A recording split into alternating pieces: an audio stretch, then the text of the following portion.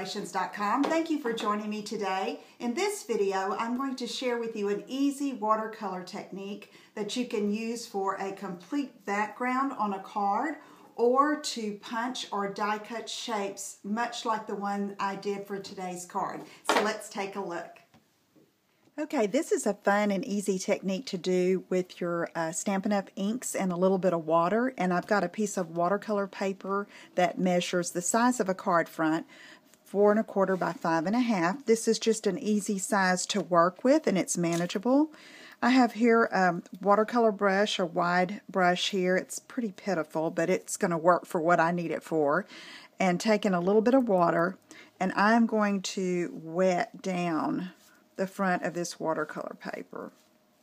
Now, you could tape this down with washi tape on your surface and keep it flat while you're working on it. I don't find it necessary right now for what I'm going to do. I will probably take my heat tool and dry it and straighten it out. But I'm actually going to be die cutting from this piece, so I don't need it really flat right now.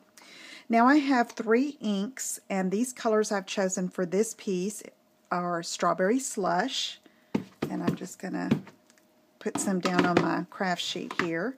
And this one is Lost Lagoon. And then I have Hello Honey. Okay. So then I'm going to take my Stampin' Spritzer that has a little water in it and just spray these down. Okay. And then I'm going to take the brush and just, I'm going to get a thinner brush here. And I'm going to start and just pick up some of the color. Let's see. Make sure you can see that. And start placing it and painting over my little canvas here. And I'm going to put some of this in the corners. This is the Strawberry Slush.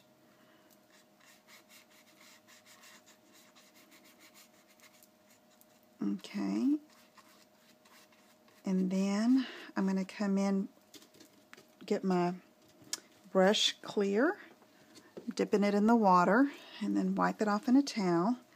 Then I'm going to try some of this Lost Lagoon.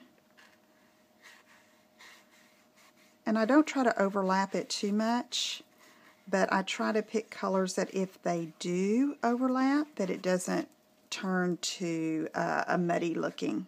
Okay, so here I'm just going to paint.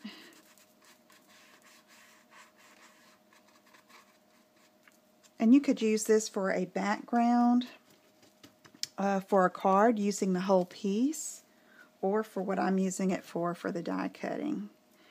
And then I'm taking the Hello Honey and coming across the middle here and just getting just an interesting background.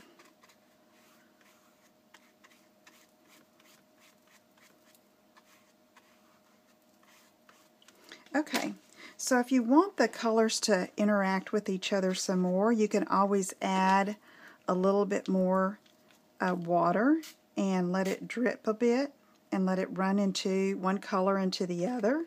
Okay, or you could add a little bit more color by dipping it in to your little ink splotches here.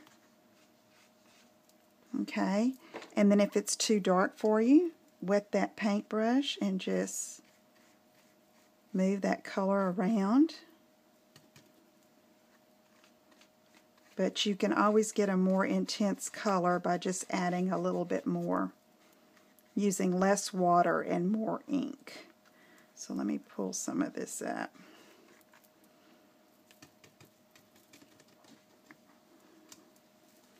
And I think I'm going to pull some more yellow in and some more of the Lost Lagoon.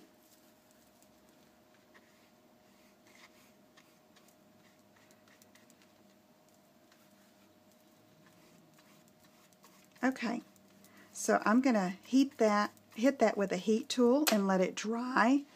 But before I do that and I show you my finished project, I don't want to waste this that's here on my craft sheet, so I'm going to take just a plain piece of Whisper White cardstock, and I'm going to pick up that color and make another background that I can use on a card later. And actually it's not even a full size piece for the front of a card. It's just a small piece of scrap that I had in my drawer, and I'm going to put that and make use and not waste this ink.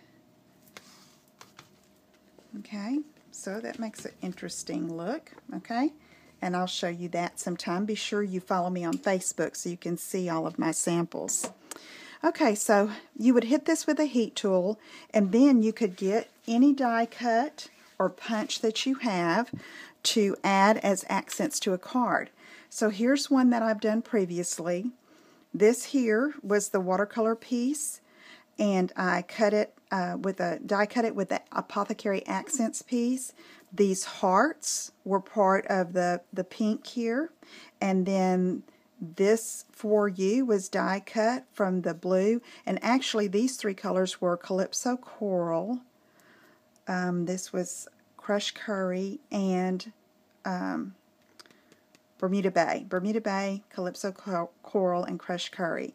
And so after drying, it lightens up a bit, and then I just positioned my die cuts over the piece and ran it through the Big Shot and cut it out. And I just added a little burlap heart and some twine and buttons, and I have a nice card. So if you have any questions, I hope you'll let me know. Okay, you can see that you can create a background or an accent for any paper crafting project or your handmade cards using your classic inks and some water and a watercolor brush. Beautiful effect. So I hope that you will join me on Facebook. If you're there anyway, just look for Ink and Inspirations with Lisa Brown. I'm also on Instagram and Twitter, so I hope to see you there. Again, thank you for joining me, and I will see you again soon. If you enjoyed this video, please give it a thumbs up. Take care. Bye-bye.